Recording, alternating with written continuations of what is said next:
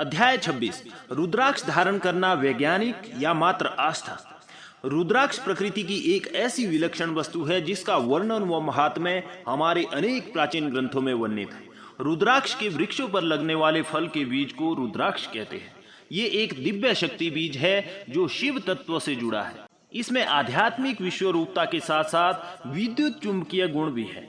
रुद्राक्ष धारक के व्यक्तित्व में बदलाव, आकर्षण शक्ति में वृद्धि, आत्मविश्वास तथा भौतिक सुख साधनों में प्राप्ति के योग धनात्मक रूप से आने लगते हैं। जाबालोपनिषद, जिसे जाबाल ऋषि ने रचा था, में रुद्राक्ष के गुण धर्म के बारे में विस्तार से बताया गया है। इस विचित्र बीज पर गहरा शोध करने के बाद जगबाल ऋषि काशी नरेश के राजवैद्य बन गए।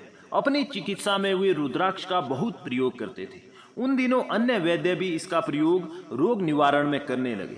जाबाल एक सन्यासी थे, इस कारण रुद्राक्ष को सन्यासियों से जोड़ दिया गया। आज भी आप अधिकतर सन्यासियों को रुद्राक्ष की माला धारण करते देखते हैं। रुद्राक्ष धारण करने वाले के जीवन में सुखद बदलाव किसी जादू मंत्र के कारण नहीं, अपितु इसके प्राकृतिक गुण धर्म, जिनका वैज्ञानिक आधार है, के कारण आता है। शोध करने के बाद आधुनिक वैज्ञानिकों का ऐसा मंतव्य है कि रुद्राक्ष माला का शरीर की त्वचा से घर्षण होने पर मनुष्य के शरीर में एक प्रकार का ह्यूमन मैग्नेटिज्म एवं ह्यूमन इलेक्ट्रिसिटी का निर्माण होता है। शोध के बाद ये भी सिद्ध हो गया है कि मनुष्य के शरीर में उत्पन्न होने वाली प्राकृतिक विद्युत और रुद्राक्ष में विद्यमान विद्युत दोनों में एक जैसी 2 मिलीवोल्ट्स की शक्ति होती है। एक जैसी शक्ति होने के कारण ये मानव शरीर के अनुरूप कार्य करती है और उसमें मानसिक व शारीरिक परिवर्तन लाती है। रुद्राक्ष में जो इलेक्ट्रोमैग्नेटिक और पैरामैग्नेटिक शक्ति होती है, वो इसके धारक के मस्तिष्क में ऐसी शक्ति भेजती है जो मस्तिष्क के सकारात्मक केंद्रों को सक्रिय करती है, जिसके कारण उसके धारक व्यक्ति की सोच में परिवर्तन आता है और उसके अनेक मनोरोग जैसे मानसिक तनाव, उदासी, अल्प स्मरण शक्ति आदि दूर हो जाते हैं। यही नहीं, रुद्राक्ष से निकलने वाली सकारात्मक तरंगे इसके धारक की नकारात्मक सोच खत्म करती है। मानसिक रोगों के अतिरिक्त रुद्राक्ष शारीरिक रोग निवारक औषधि भी है। ये ब्लड प्रेशर यानी रक्तचाप को नियंत्रित करता है और दमा, अनिद्रा, तंत्रिका यानी नर्वस, हृदय रोग, ज्वर, जुखाम आदि व्याधियों में भी बहुत उपयोगी है। कुछ हद तक ये मधुमेह यानी डायबिटीज को भी कम करता है। इसे धारण करने के अतिरिक्त इसका प्रयोग कई और प्रकार से भी होता है, जैसे दूध में उबालकर, घिसकर, शहद के साथ लेना, जलाकर इसकी भस्म खाना आदि। रुद्राक्ष में कई प्रकार के खनिज व धातु पाए जाते हैं, जैसे तांबा, मैग्नीशियम, लोहा, चांदी, सोना और बेरियम। आम आदमी के लिए रुद्राक्ष में पाए जाने वाले इन खनिज धातुओं का कोई मतलब नहीं है, परंतु डॉक्टरों के लिए इसमें पाए जाने वाला सोना और बेरियम हृदय रोग को ठीक करने की क्षमता रखते हैं। सन 1860 में एक अंग्रेज ऑफिसर जॉन ग्रेट ने रुद्राक्ष के विषय में अनेक महत्वपूर्ण जानकारियां प्राप्त की थी। अमेरिका के डॉक्टर एवं इब्राहिम जारजू ने रुद्राक्ष के औषधीय गुणों का गहरा अध्ययन किया। शोध के बाद उसका मानना था कि रुद्राक्ष में निश्चित रूप से मानसिक रोगों को ठीक करने की क्षमता है। विशेष रूप से तनाव को दूर करने व मानसिक प्रक्रिया को सुव्यवस्थित करने का गुण रुद्राक्ष में है। कुछ वैज्ञानिकों का तो मानना है कि रुद्राक्ष माला एक प्रकार का एंटीना है, जिसमें सब प्रकार की नकारात्मकता को नष्ट करने की शक्ति है। इसी कारण रुद्राक्ष माला को धारण करने वाले व्यक्ति नकारात्मक सोच से दूर रहते हैं।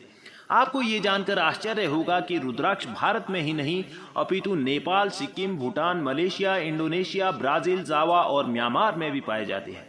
इंडोनेशिया में रुद्राक्ष से इंजेक्शन बनाए जाते हैं, जिन्हें चीन को निर्यात किया जाता है। इसी प्रकार जर्मनी में रुद्राक्ष पर गहन शोध हुआ है और उन्होंने भी इस बात का प्रतिपादन किया है कि रुद्राक्ष में चुंबकीय शक्ति होती है जो मनुष्य पर अपना सकारात्मक प्रभाव छोड़ती है। खेद है कि भारत में आधुनिक युग में रुद्राक्ष पर कोई सार्थक शोध नहीं हुआ है, परंतु व्यक्तिगत रूप से कुछ लोगों ने इस पर अध्ययन अवश्य किया है। यहाँ एक आश्चर्यजनक बात यह है कि हजारों वर्ष पहले हमारे ऋषि मुनियों ने रुद्राक्ष पर जो शोध किया था, वो आज के वैज्ञानिकों द्वारा किए गए शोध से कहीं अधिक आगे है, क्योंकि आधुनिक वैज्ञानिकों को तो अभी रुद्राक्ष के कई और रहस्य को जानना बाकी है। अभी तो उन्हें ये जानना शेष है कि रुद्राक्ष का अर्थ है वो शक्ति जो मनुष्य के मन से सब प्रकार के भय को भगा देती है, यहाँ तक कि उसे मृत्यु का भी भय नहीं रहता। ग्रह दोष भी उसका अनिष्ट नहीं कर पाते। ये एक पाप नाशक वनस्पति है जिसे भगवान शिव का आशीर्वाद प्राप्त है। रुद्राक्ष की माला पर किए जाने वाले मंत्रों का जप कई गुना अधिक होता है। ये ऐसे तथ्य है जिनकी खोज और शोध आज के वैज्ञानिकों को अभी करना बाकी है। रुद्राक्ष के फल गुच्छों में लगते हैं और मई जून में निकलते हैं तथा सितंबर से नवंबर तक पक जाते हैं। रुद्राक्ष निकालने के लिए इसके फल को कई दिन पानी में भिगोकर रखा जाता है, फिर बाद में उससे गुच्छा हटाकर रुद्राक्ष प्राप्त किया जाता है। रुद्राक्ष मणि 4 रंग की होती है, श्वेत, ताम्र, पीत और श्याम।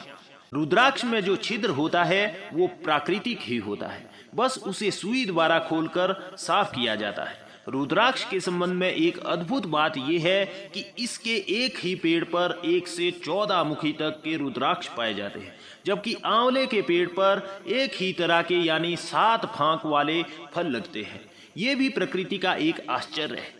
शास्त्रों में 1 मुखी से 14 मुखी रुद्राक्षों का ही वर्णन है, किंतु प्रकृति में 21 मुखी तक के रुद्राक्ष पाए गए हैं। कई विशेषज्ञों का मंतव्य है कि जिस प्रकार 27 नक्षत्र होते हैं उसी तरह 27 मुखी तक रुद्राक्ष हो सकते हैं। यहाँ ध्यान देने योग्य बात यह है कि अलग अलग मुखी रुद्राक्ष का अलग अलग आध्यात्मिक व भौतिक प्रभाव होता है, क्योंकि अलग अलग मुखी रुद्राक्ष की शक्ति और चुंबकीय क्षमता भिन्न भिन्न होती है। तंत्र शास्त्र के अनुसार देह की विविध अंगों पर रुद्राक्ष मणि की संख्याएं भी भिन्न भिन्न है। जैसे ग्रीवाकंठ में 32 या 27 रुद्राक्ष की माला धारण करनी चाहिए, मस्तक पर 40, प्रत्येक कान में 6-6, प्रत्येक हाथ के मणिबंध में 12-12 और प्रत्येक हाथ पर बाजूबंद में 16-16 की। मंत्र जप की माला में 108 मणि तथा सुमेरु मणि होनी चाहिए।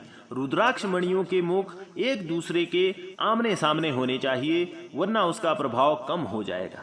सुमेरु मणि का मुख ऊर्ध्व यानी ऊपर की ओर रखना चाहिए। माला का धागा यानी डोरा रेशम का मजबूत होना चाहिए अथवा सोने या चांदी के तार में माला गूंथनी चाहिए। इस प्रावधान का वैज्ञानिक आधार ये है कि सभी माध्यम गुड कंडक्टर ऑफ इलेक्ट्रिसिटी है, जो रुद्राक्ष की विद्युत शक्ति को बनाए रखने में सहायक होते हैं। यहाँ पर अध्याय 26 समाप्त होता है।